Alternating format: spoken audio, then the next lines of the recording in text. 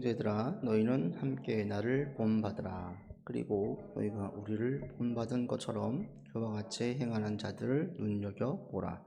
내가 여러 번 너희에게 말하였거니와 이제도 눈물을 흘리며 말하노니 여러 사람들이 그리스도의 십자가의 원수로 행하느니라. 그들의 말씀은 멸망이요 그들의 신은 배요 그 영광은 그들의 부끄러움에 있고 땅의 일을 생각하는 자라. 그러나 우리의 시민권은 하나에 있는지라. 거기로부터 구원하는 자 곧 주 예수 그리스도를 기다리노니 그는 만물을 자기에게 복종하게 하실 수 있는 자의 역사로 우리의 낮은 몸을 자기 영광의 몸의 형체와 같이 변하게 하시리라. 아멘. 세상에서 크게 성공한 사람들을 보면 이제 살면서 자기 자서전을 많이 내요. 그리고 그 책을 읽다 보면 마치 영웅전을 읽듯이 자기에 대해서 표현해낸 것들을 볼 수 있습니다. 그리고 책이 요지는 그렇죠. 나처럼 하면 성공할 수 있다. 그리고 많은 사람들이 그런 책을 읽고 그들을 따라가요. 오늘 본문에 보면 바울이 꼭 그렇게 얘기를 해요. 오늘 17절에 보시면 나를 본받으라 그래요. 나처럼만 해 이거예요. 나처럼만 해. 이 말씀만을 보면 조금은 의문이 들죠. 바울이 이렇게 교만한가? 뻔뻔한가? 성경에서 어느 누구도 영광을 돌릴 수가 없는데 그렇게 말할 것이 아니라 예수님을 본받으십시오 라고 얘기해야 되지 않나? 라고 생각할 수도 있어요. 그게 아니죠. 바울이 이렇게 말한 이유가 있습니다. 이렇게 말한 이유가 첫 번째는 뭐냐면 당시에는 신앙생활을 잘하고 있는 좋은 설례들이 많지 않았어요. 신앙생활 하기가 어려운 환경 가운데에 이들이 다 있었고 또 그들 가운데에서 어떻게 하는 것이 신앙생활을 잘하는 것인지 좋은 예를 보여주는 사람들이 흔치 않았어요. 그럴 수밖에 없는 게 당시 기독교인이 1%도 되지 않고 우리처럼 성경이 있었겠습니까? 교회가 조직이 잘 갖추어져서 좀 질서가 있고 안정이 있었겠습니까? 성경 공부가 있었겠습니까? 모든 게 다 비정기적이었고 은밀히 진행되어졌었어요. 그리고 세상에서 기독교인들은 거의 없죠. 거의 없어요. 매우 극소수였어요. 그런데 이 세상이라는 곳은 어떤 곳입니까? 세상 이 교회 밖에서의 삶은 무엇을 전제하냐면 이 세상이 전부인 것을 전제로 진행되어져요. 그들은 이 땅이 전부로 보지 이 세상 너머를 보면서 사는 사람들이 아니에요. 그러니까 모든 가치관, 생활 풍토, 생활 양식의 모든 것들이 여기에서 할 수 있는 모든 것들에 맞추어져 있어요. 그러니까 그들과 함께 살다 보면 여기가 전부이고 여기서 무엇인가를 해야 되고 이렇게만 생각을 해요. 자연스럽게 세상에서 막 살다 보면 바른 신앙을 가지기가 대단히 어려워요. 그러니까 이런 환경 가운데에 아무도 믿는 사람들이 없는 주변의 사람들 속에 있는 이들에게 바울이 지금 나를 본받으라라고 얘기하는 거예요. 한 예로 자기를 들고 있는 거죠. 즉 바울이 말하는 나를 본받으라는 의미는 오늘날 어떻게 표현할 수 있냐면 너 주변에 좀 신앙 좋은 사람들을 옆에 둬 이 말이에요. 이렇게 이해하시면 돼요. 우리도 마찬가지잖아요. 여러분 직장 생활할 때 거기 하나님 계세요? 하나님의 임재를 느끼세요? 직장에서 내가 그리스도인을 밝히기도 주저하고 요즘에는 크게 덕이 되는 것 같지도 않는 그런 불안한 상황이 되어버렸어요. 일을 할 때에는 신앙 좋은 거, 영적인 것 아무 의미가 없어요. 그게 중요하지 않아요. 일을 할 때는 그 사람의 능력이 제일 중요하죠. 세상에서 일을 할 때에는 신앙이 눈에 띄지도 않고 드러내기도 힘들고 또 하나님이 계신지 안 계신지 희미한 상황이 계속 되어져요. 그런 가운데 있다 보면 신앙 좋은 사람도 지금이 모든 분들이 다 위기라고 얘기하는 게 그리스도인들에게 위기라고 얘기하는 게 예배 드리는 게 정기적으로 드리던 분들이 예배를 안 드리게 되어지면 더 희미해져요. 하나님이 계신지 안 계신지. 자기 스스로 신앙에 대한 기본이 확실해서 홀로 예배도 드리고 큐티도 하고 말씀도 보려고 하고 매일 정한 시간에 기도하려고 애를 쓰고 이런 분들 그나마 괜찮아요. 근데 거의 좀 끌려오다시피 또는 어린아이 신앙, 어린 신앙들이 교회 왔었어요. 엄마가 가라고 하니까 우리 집안이 다 믿는 집안이니까 가고 와이프가 가자니까 갔었어요. 그래서 조금 이제 알려고 하고 말씀도 들어오고 은혜도 좀 받고 있었는데 이러다가 예배를 다 중단되어지고 안 드리잖아요. 더 희미해져요. 지금 바울이 이런 것들을 걱정해서 이들에게 신앙 좋은 사람 옆에 두라는 얘기예요. 신앙 좋은 사람들을 보면요, 신앙 좋은 사람을 항상 옆에 둬요. 공통적으로 그래요. 그래서 주일 예배 이외에 일상생활에서 영적인 얘기를 할 수 있는 사람들이 있어요. 하나님에 대한 이야기를 하고 영혼에 대한 이야기를 하고 신앙에 대한 이야기를 할 사람이 있어요. 그래서 편안하게 내가 누군가에게 내 문제가 있을 때 나 위해 좀 기도 좀 해줘, 이런 말 툭툭 던질 수 있어요. 이런 분들은 신앙에서 크게 흔들리지 않아요. 그런데 신앙이 희미한 사람들, 이런 사람들은 주변에 믿는 사람들이 아무도 없어요. 자기만 믿어요. 그런 분들은 점점 더 희미해져 가요. 예배 때 받은 그 은혜가 다 희석되어지면서 다 씻겨져 나가고, 그러면서 열정도 식고 은혜를 사모하는 마음도 다 식어져 버려요. 그래서 지금이 우리 한국 교회의 사실은 매우 큰 위기이기도 해요. 신앙 연약한 사람들은 다 떨어져 나갈 수가 있으니까. 그때 바울이 지금 나를 본받으라 라고 얘기하고 있습니다. 여러분 주변에 꼭 신앙 좋은 사람들을 둘 수 있기를 바라요. 그리고 또 한 가지 나를 본받으라는 의미는 나보다 신앙 좋은 사람들 옆에 두라는 거예요. 내가 영적 도전을 받을 수 있는 사람, 신앙적인 동료뿐 아니라 참 저 친구는 나하고 같은 동료이지만 영적으로 참 내가 부족해, 내가 큰 도전을 받아. 저도 그런 경우가 종종 있어요. 내가 목사이지만 참 저 성도님은 정말 저런 부분들은 내가 정말 본받아야 돼, 이런 분들이 있어요. 그런 분들을 보면 영적인 자극이 되어지죠. 신앙적으로 여러분들이 영적으로 도전받을 수 있는, 나에게 좋은 어떤 기준을 제시해주는 그런 분을 딱 설정해 두고 나아가는 것이 내 신앙에 매우 유익합니다. 바울이 지금 나를 본받으라는 의미 속에는 이게 담겨져 있어요. 나를 보면서 도전을 받아, 이런 의미예요. 여러분도 주변에 이런 분들 두어보십시오. 매우 좋습니다.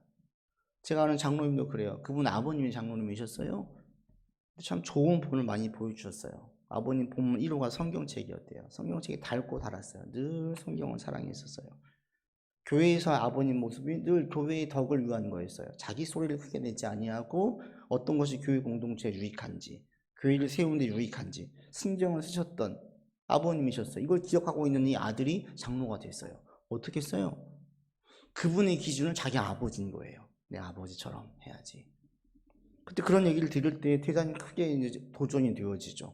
아는 분도 그래요. 자기 어머님이 권사님이에요. 늘 새벽 예배 다니시면서 자식들을 위해 기도하시는 그 기도하는 어머님만 기억을 해요. 어떻게 되겠어요? 기도하지 않는 자신을 볼 때 이러면 안 되는데 생각이 들지 않겠습니까? 저절로 들지요. 자기한테 좋은 샘플이 있는 거예요. 저에게도 마찬가지입니다.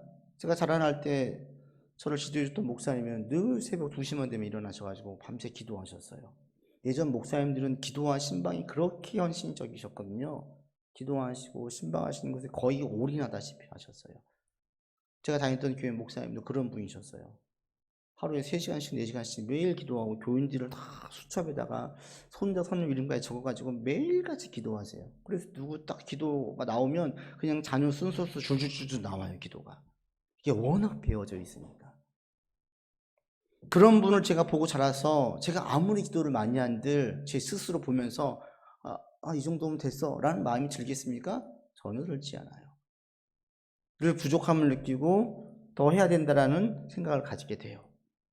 예수님도 보지만, 예수님을 구주로 고백하지만 동시에 내가 이 땅을 살아나갈 때에 내 실질적으로 나의 삶에서 나보다 신앙 좋은 분에 대한 샘플이 있는 게 영적인 대단히 큰 자극을 얻습니다.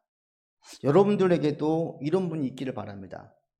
그런 분들이 여러분 가정의 어머님이고 아버님이라면 정말 존경의 마음을 더욱더 가지시기를 바라고, 네 주변에 그런 분이 있다면 대단히 귀히 여길 수 있는 여러분들이 되기를 바랍니다. 그래서 여러분 주변에 바울이 지금 말하고 있는 나를 본받으라 이 의미 속에는 너희 주변에 신앙 좋은 사람을 꼭 둬. 영적인 도전과 자극을 받을 수 있고 나를 깨울 수 있는 사람을 둬. 이 말이에요. 그들을 따라하다 보면 내 신앙이 좋아져요. 바울의 신앙을 본받길 바라는 내용이 뭘까요? 우리 지난주에 말씀을 기억해 보세요. 무엇을 본받으라고 했을까요? 바울도 자기 삶이 완전하고 흠이 없다고 얘기했을까요? 그렇지 않아요. 바울이 이야기하는 것은 자기의 모든 것을 본받으라는 게 아니었어요. 지난주 말씀을 기억해 보십시오. 나는 이미 얻은 것도 아니고 온전히 이룬 것도 아니다. 바울이 이거였어요. 나는 계속 표들을 향해서 달려갈 길을 다 간다. 달려갈 것이다. 앞만 보고 갈 것이다. 지금까지 이뤘던 모든 것들에 대해서 내가 자랑하거나 교만하게 나가지 않을 것이다. 이거예요. 나를 본받아 이 말 속에는 이게 담겨져 있어요. 계속 은혜를 사모하십시오. 계속 은혜 속에서 생활하려고 힘쓰십시오. 이런 분이 옆에 있다면 그걸 본받으라는 거예요. 저 사람은 5년 전이나 10년 전이나 신앙의 변화가 없어. 더 뜨거워.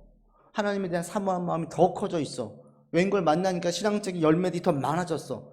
이런 분들을 볼 때 도전 받으시고 본받아야 되는 거예요. 바울이 지금 그 얘기를 하고 있어요. 바울은 계속 하나님 나라가 확장되기 위해서 힘썼어요. 자기의 삶에서 하나님의 나라가 열매가 맺어지기를 계속 애를 썼어요. 이것을 명확히 알고 힘쓰고 있던 바울은 자신 있게 말한 거예요. 나를 본받으십시오. 여러분, 나를 본받으십시오. 여러분을 보고 누군가 본받을 수 있는 그런 롤 모델로 여러분들이 설 수 있기를 바랍니다. 당신은 그냥 썬데이 크리스찬이 아니군요. 대단히 큰 영광스러운 칭찬으로 하시기를 바랍니다. 혹여 그런 소리를 들었다면 당신 진짜 그리스도인 같아. 주변에 누군가가 나에게 믿지 않는데 나 외에도 교회 다니지, 나 외에 기도 좀 해줘라, 이런 얘기를 들었다면 대단히 기쁘게 여기시길 바랍니다. 아, 그래도 나를 정말 그리스도인으로 쟤는 여기고 있구나, 이렇게 생각할 수 있지 않겠어요? 그러니까 힘드니까 나에게 기도해달라고 부탁하는 거예요. 여기서 조금씩 마음이 열립니다. 바울이 이야기한 것처럼 우리 또한 신앙이 성장해 가면서 나를 본받으십시오 라고 여러분들이 말할 수 있으면 좋겠습니다. 나를 본받으십시오. 특히 신앙생활 1세대인 여러분들이 신앙의 본이 되셔야 돼요. 집안에서 지금 내가 제일 첫 번째 믿어요? 여러분 신앙의 본이 되셔야 돼요. 바울이 나를 본받으라 이 의미 속에는 또 한 가지 의미가 있어요. 그것은 신앙 좋은 사람 옆에 두십시오 라는 의미와 함께 뭐가 있냐면 이 17절을 보시면 우리 개역개정에는 본받으라가 강조로 되어 있는 것 같은데 이 원어를 보면요, 본받으라가 강조가 아니라 이 join이 강조예요. join, 합류하는 거. Join with others in following my example, 이렇게 나와져 있어요. 그러니까 본받는 사람들과 함께 하십시오. join에 강조되어 있어요. join, 합류하는 거, 함께하는 거. 그러니까 이 본받으라는 속에는 옆에 신앙 좋은 사람 두십시오라는 의미와 함께 신앙이 있는 그 공동체에 합류하십시오 의미가 함께 담겨져 있어요. 그게 그런 해석이 분명히 가능한 게 이 18절로 가시면 자연스럽게 이어져요. 내가 여러 번 너에게 말하였거지만 이제 눈물도 말하니 여러 사람들이 그리스도의 십자가 원수로 있다 얘기하죠. 우리를 본받은 것처럼 17절 하반절에 그와 같이 행하는 자들을 눈여겨보라. 우리를 본받은 것처럼 그와 같이 행하는 자들, 공동체를 얘기하고 있어요. 한 사람, 그냥 너 혼자 그런 사람을 둬, 이게 의미가 아니라 그런 공동체에 들어가 의미가 함께 담겨져 있어요. 그럴 수밖에 없는 게 왜 그래야만 되는지 18절에 말하죠. 내가 눈물로 말한다. 여러 사람들이 이미 그리스도의 십자가 원수가 되었다. 이 여러 사람이라는 것은 소수의 사람이 아니라 이 원어를 보게 되어지면 많은 사람들, 매우 많은 사람들이 십자가의 원수로 행한다. 이건 뭐겠어요? 그리스도의 가치와 반대의 삶을 살고 있다 이거예요. 이 당시는 그리스도를 모르는 사람들이 태반이에요. 즉 그리스도를 적으로 두는 것이 아니라 그리스도의 가치, 우리가 교회에서 배우고 있는 가장 귀한 것들을 배설물로 여기는 사람들, 하찮게 여기는 사람들이 너무 많다. 그들 가운데에서 신앙생활을 하려면 공동체로 합류해야 된다 이거예요. 그러니까 지금 상황을 이 말씀의 근거에서 지금 상황을 보십시오. 얼마나 위기인지. 공동체로 들어오지 않고 온라인에서만 예배를 드리면서 신앙적인 교감을 나눌 수 있는 사람들이 아무도 없어요. 신앙이 좋아지겠습니까? 안 좋아지겠습니까? 점점 안 좋아질 수밖에 없어요. 지금 상황이 영적으로 이런 위기 상황이에요.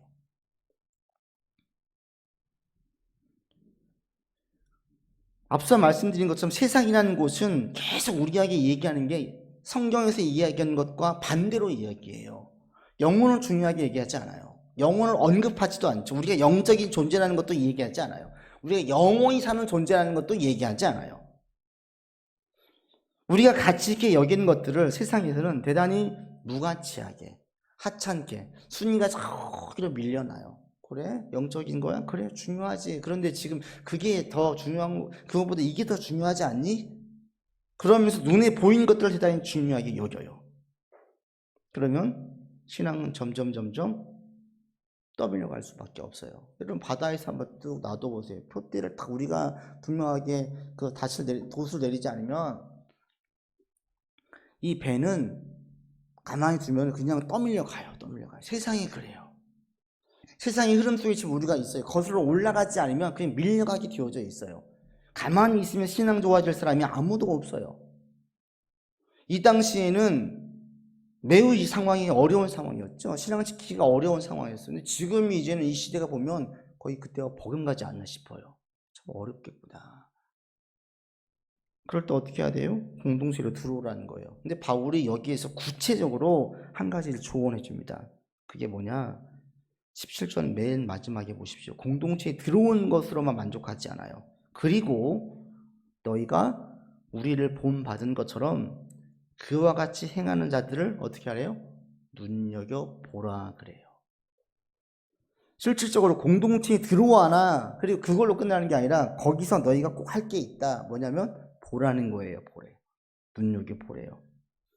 이 의식적으로 이 보다 주목하라는 것은 의지적으로 보는 걸 말해요. 그냥 지나가다 우연히 보는 게 아니라 내가 눈여겨서 보는 걸 말해요. 눈여겨서 보래요. 공동체 안에 있는 다른 그리스도인들을. 그러니까 보는 것이 얼마나 중요해요? 여러분 생각 해 보십시오. 보는 게 왜 중요해요? 우리 보는 게 우리의 생각을 자극해요. 생각으로 연상지어져요. 그리고 생각이 행동으로 이어져요. 그리고 마음에 자리 잡아요. 한 예로 그냥 이렇게 보다가 누군가 인상을 쓰고 있으면 저 사람이 뭐가 안 좋은 게 있나? 생각이 들어요. 그러면서 뭔가 힘든 일이 있나? 이 생각이 들면서 이게 나하고 관계되지 않으면 생각으로 자연스럽게 이어지죠. 관계되어져 있으면 행동이 조심스러워지죠. 이게 반복되어지는 마음의 자리를 잡아요. 직장에서 보세요. 같이 일을 해요. 누군가 볼 때 저 사람이 항상 하는 게 뭔가 마음에 들지 않아요. 내가 보는 게 마음에 들지 않아요. 그럼 어때요? 생각 속에 자연스럽게 저 사람은 일이 좀 서툴러, 좋지 않아. 그게 행동으로 툭툭 나와요. 무시하는 말로, 그리고 뭔가 좀 막 가르치려는 말로, 그리고 마음속에 자리를 잡죠. 쟤는 믿었지 않아. 반대의 경우를 생각해 보세요. 늘 흡족해 보여요. 기분 좋아요. 저 사람 볼 때 참 괜찮아요. 그게 생각이 볼 때 일하는 걸 보면서 좋게 보면 좋은 생각이 들고 행동이 좋게 나오고 그를 대할 때 좋은 사람으로 내 안에 마음에 자리 잡아 있어요. 보는 게 생각과 행동과 마음으로 이어져요. 보는 게 이렇게 중요해요. 특별히 내가 수시로 무엇을 보는지 살펴보십시오. 그게 내 마음 한켠에 늘 있는 거예요. 그렇지 않습니까? 늘 자녀에 대한 관심이 있으면 자녀에 관련된 이야기만 나오면 그걸 봐요. 늘 돈에 관심 있는 사람들은 돈 얘기 나오고 돈 기사 나오고 돈에 대한 뭔가 나오면 늘 그걸 찾아봐요. 그렇죠? 운동에 관심 있는 사람들은 거기에 관련된 게 나오면 찾아봐요. 무엇인가 내가 자주 본다는 것은 그것이 내 마음에 그만큼 자리 잡고 있다는 뜻이에요. 지금 바울이 그걸 얘기하고 있어요. 보는 게 이렇게 중요한데 이것을 신앙이 그대로 적용시켜서 접목시켜서 말하고 있습니다. 너희 공동체에서 내가 지금 말하고 있는 이 패턴대로 생활 방식대로 살고 있는 사람이 있다면 그를 주목해서 봐라. 눈여겨봐라. 그러면서 그들이 너의 삶에서 한 틀에 자리 잡게 하라는 거예요. 한 가지 의문을 던질 수 있어요. 왜 바울은 성경에 훨씬 더 많은 위인들이 있는데, 신앙 좋은 사람들이 있는데 신앙 좋은 이들을 보라고 하지 않고 그 공동체 속에 있는 다른 누군가를 보라고 할까요? 그가 그렇게 신앙이 좋아요? 성경에 나와 있는 사람처럼 그렇게 신앙이 좋아요? 성경에 신앙 좋은 더 좋은 사람들이 있어요. 이 신앙의 연수뿐 아니라 삶의 연수 많은 것들에 있어서 내가 주목하는 그 누군가보다도 훨씬 신앙 좋은 사람들이 성경에 나와 있어요. 그런데 바울은 그들을 보라고 이야기하지 않고 공동체 속에, 지금 우리 공동체 속에 누군가 신앙 좋은 사람이 있으면 그를 보라고 얘기하고 있어요. 왜?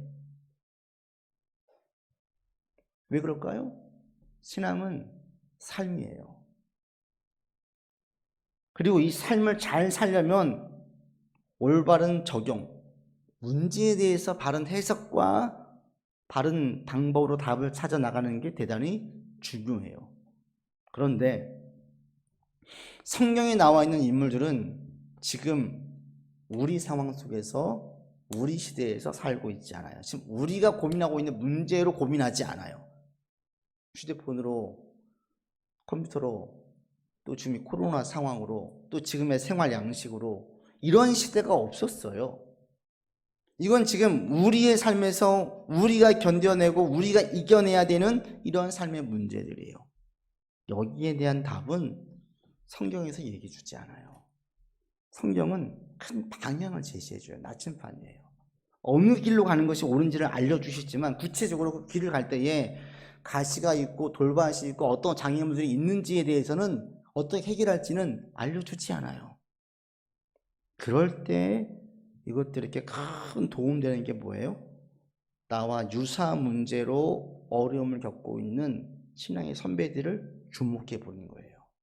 내가 지금 자녀 문제로 엄청 골머리가 아파요. 그런데 신앙 좋은 사람이 자녀 문제로 어떻게 자녀를 키우는지를 보는 거예요. 주목해 보는 거예요. 그가 말하는 것들, 그가 자녀를 대하는 것들을 보는 거예요.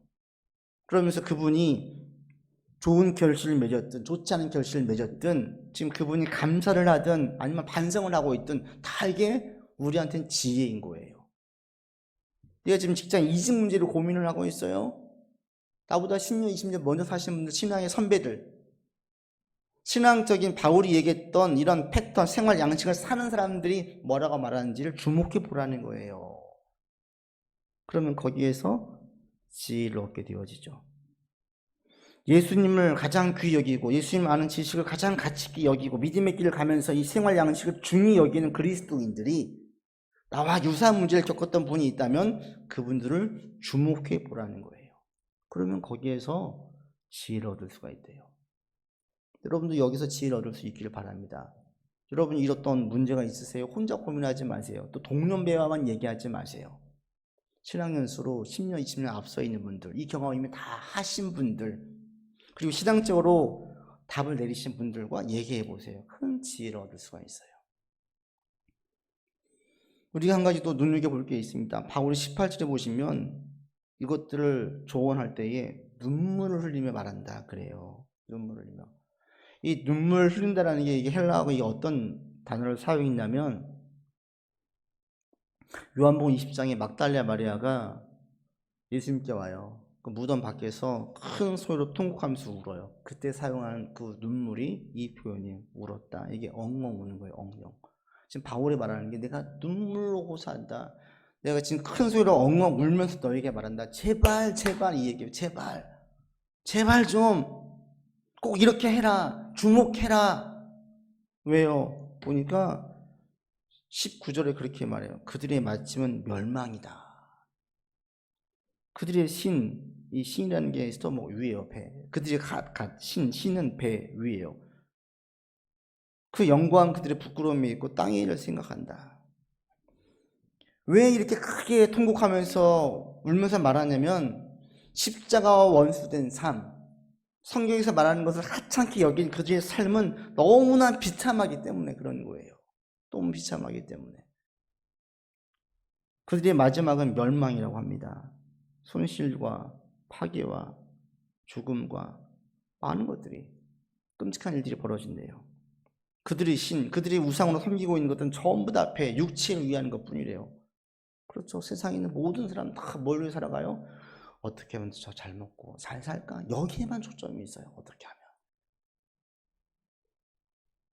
그들은 무엇을 위해 삽니까? 그들은 그들의 부끄러움을 위해서 그 영광은 그 부끄러움이에요. 양심은 팔고 전혀 그런 것도 중요하게 여기지 않는 사람들이 얼마나 많이 있습니까? 그리고 그들은 온전히 땅의 일에만 집중을 한대요. 그래서 바울이 말해요. 그렇게 하다 보면 결국은 비참한 삶이지, 비참한 삶이.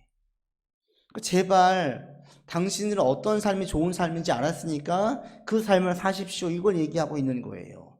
그래서 눈물 호소가 있어요. 지금 당신들은 매우 소수이고 세상에 보면 안 계신 것 같지만 세상 사람들은 아무도 그것을 중요하게 여기지 않지만 결론은 그게 아니지 않습니까?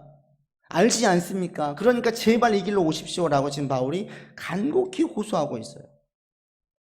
여러분, 우리도 정신을 바짝 차리셔야 됩니다. 보십시오, 우리가.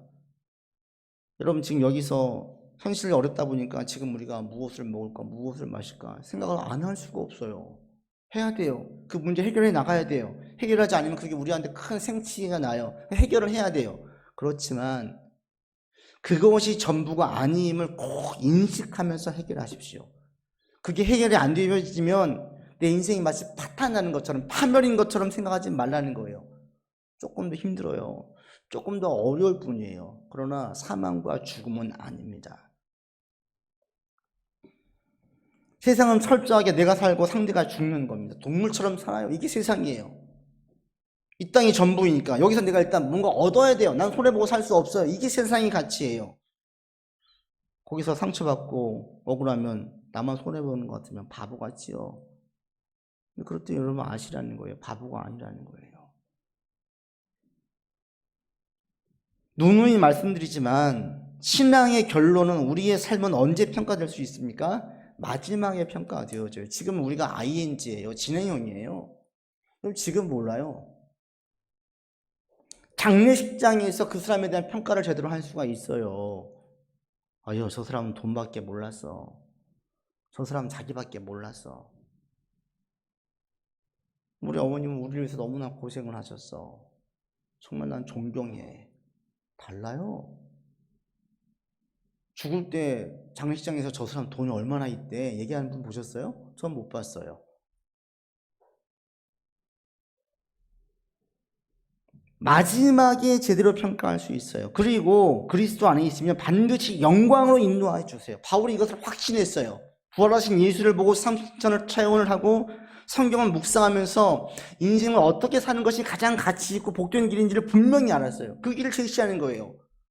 예수님의 길을 걸어가십시오. 소수이지만 그게 진짜입니다. 다수인지 소수인지 이게 중요하지 않잖아요. 이게 진짜인지 아닌지가 중요하죠. 근데 부활하신 예수님을 통해서 진실되고 진짜임을 확신하게 되었어요. 그러니까 그 길을 강하게 얘기하는 겁니다. 눈물로 호소하는 겁니다. 저도 여러분들이 권면을 드립니다. 여러분 분명히 믿음 안에 있으십시오. 하나님께서 점점 더 우리를 풍성케 하실 것입니다. 우리의 삶이 더 풍성하게 해주세요. 영광의 길로 가게 해주세요. 이거 확신하세요. 확신이 있다면 믿음 가운데에서 한 발도 물러나시지 않기를 바랍니다. 코로나가 지금 다시 심각해졌습니다. 저는 이제 우리 국민을 믿고 우리 정부를 믿습니다. 2주간 4단계로 격상되었지만 2주 지나면 다시 좀 내려가지 않을까 이 생각을 하게 돼요. 국민들이 의식이 있어서 조심할 거라고 생각이 되어지고요. 때문에 다시 좀 잦아들 거, 줄어들 거라고 생각은 들지만 그럼에도 지금이 어렵잖아요. 이럴 때 이 어려움의 시기를 어떻게 해결해야 될까? 어떻게 극복할까? 혼자 고민하지 마시고 신앙의 선배들에게 조언을 구하시고 그들은 어떻게 해결하는지를 살펴보시고 그래서 믿음 안에서 구체적인 답을 하나씩 찾으면서 나아가셔서 여러분 삶에서 더 풍성한 삶으로 이어주시는 주님의 은혜를 또 역사를 경험할 수 있기를 간절히 권면드립니다. 기도합시다. 아버지 하나님, 바울은 확신 가운데 말합니다. 나를 본받으라. 그리고 믿음의 사람을 주목하라고 말하고 있습니다. 눈물로 호소하고 있습니다. 하나님, 코로나로 인해서 힘들고 어려운 시간이 너무나 오랫동안 지속되어지고 있습니다. 이러할 때에 세상 사람들처럼 내 배만 위하고 땅의 것만 생각하고 동물처럼 사는 자 되지 않도록 주님 우리를 깨워 주시옵소서. 특별히 연약한 자들을 신앙 무너지지 않게 하시고 굳센 신앙, 강한 신앙으로 세워주시고 회복시켜 주시기를 원합니다.